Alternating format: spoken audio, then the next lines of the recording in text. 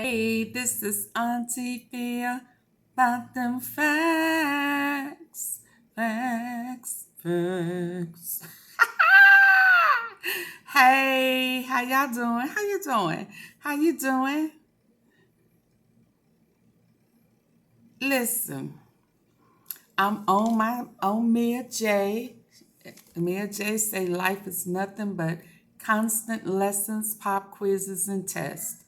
She says I'm f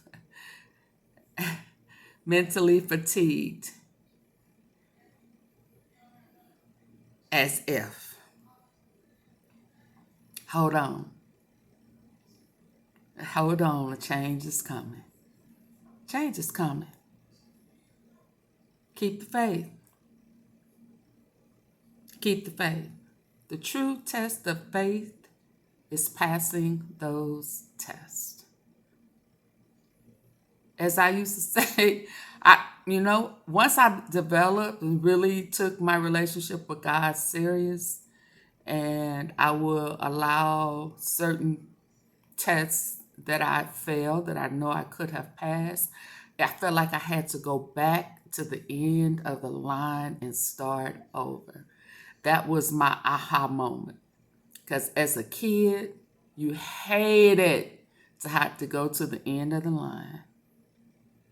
So that was my blanket. That was my cushion. That was my mind trigger. My reaction trigger was, I don't want to go back to the end of the line. I'm going to let you make it. So a lot of times when people would hear me say, I'm going to let you make it, I was really saying, I ain't want to have to go back to the end of the line. I'm going to let you make it. Because going back to you ain't worth me having to go back to the end of the line. The end of that line was between me and God.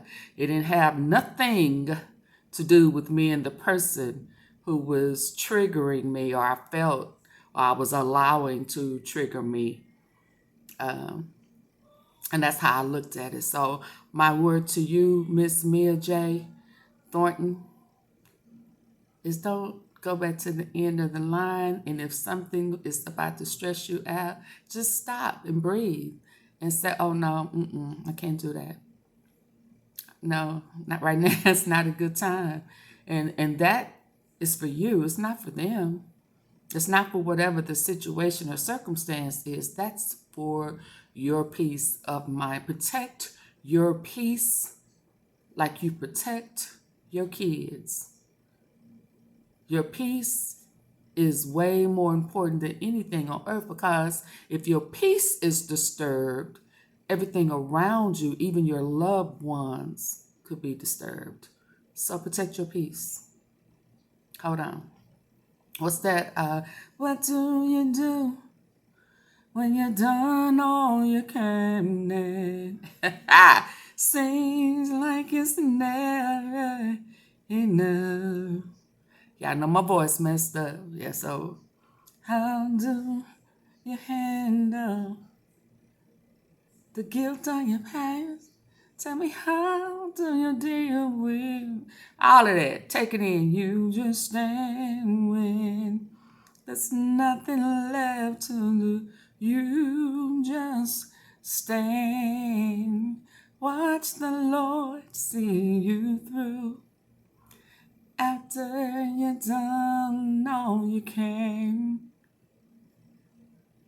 you just stand. I know I'm out, but you know what I mean.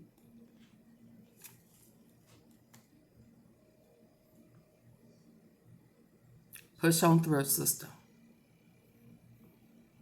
Do you struggle with keeping your faith through bad times? Of course. But the true measure of faith, this right here, struggling through, hold on. The struggle through is the real faith without works is dead. When you're going through and you feel like all hope is gone, and you have to trust and depend on God. Now, see, if you wasn't going through nothing, you wouldn't have the opportunity to put your full faith in it.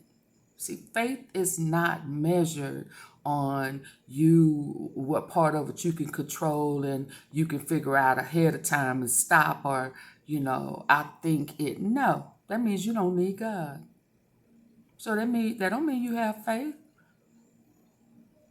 Faith without the evidence thereof a struggle, a long suffering is dead. People say, God said you take one step, I'll take two. No, he did not. Find that in the Bible. Find that mess in the Bible. God says, trust in the Lord with all thy heart and lean not to thy own understanding. What did I just say? Trust in the Lord with all thy heart and lean. I can't hit the note. y'all wait till I get my voice back fully. Yeah. He said, trust in the Lord with all thy heart and lean not to our own understanding. That means he don't need you to figure it out. He need for you to trust and depend on him. So yes, you do struggle with keeping faith through bad times because we want to control it. Sisters of the faith, women of God, and people who are trying to get an understanding of God. He wants you to trust and depend on him fully. Fully. Don't try to figure it out. Figuring it out is where we mess up. Let go and let God do his thing so that you don't get no credit. He gets all the credit. So that you take one step, God said you take one, I take two. That's not what he said. He said, trust in me and don't try to figure it out. So yes, I get it. Been there, done that. Been there, done that. 2, 3, 4, 5, 6, 7, 8, 9, 10 times. But let go, let God do his thing. And say, hey, Lord, I surrender all. You know what? I'm taking it to the altar and I'm leaving it there. Lord, and please, because I'm a control freak now sometimes. Stop me when I try to go back and pick it up. Remind me that this is your thing and not mine. And I may have to weather a storm a little longer than I want to, but that's okay because I know you got me. He said he'll never leave you and forsake you. So we have to believe that all things work together for the good for them who love the Lord. That means the good, the bad, and the ugly. That means life, and that also means death. So trust him. There's a purpose and a plan for it. See, coming to know people, having babies and, our parents and loved ones, their purpose wasn't just you, just having you or being around you. Their purpose is God. God had a purpose and a plan for them. That's why they was here. They didn't belong to us first. They belonged to him. Oh, Lord, I don't want to preach, but there we go. So yes, to answer your question, Mia J, do you struggle with keeping faith through bad times? Yes. Absolutely. Sometimes it's harder than others. But you build your strength through it. And you continue to ask God to let me know my purpose, see my purpose. And if you know your purpose, then walk in it and understand that all of these things come with it. One of the things that was more mind-blowing to me was in the fruits of the Spirit. Long-suffering. How? Joy, love, all of these beautiful, calming, soothing, tranquil words in there. And then it said long-suffering. I was like, wait a minute, what? Long-suffering? Yes, absolutely.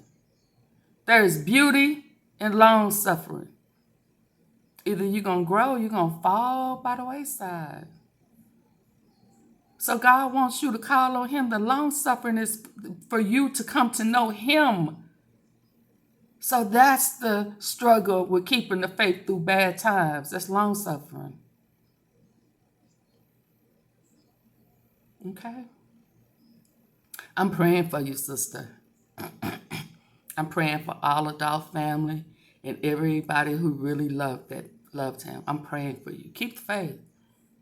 Trust in the Lord with all thy heart and lean not to thy own understanding. In all our ways acknowledge him, and he will direct our path.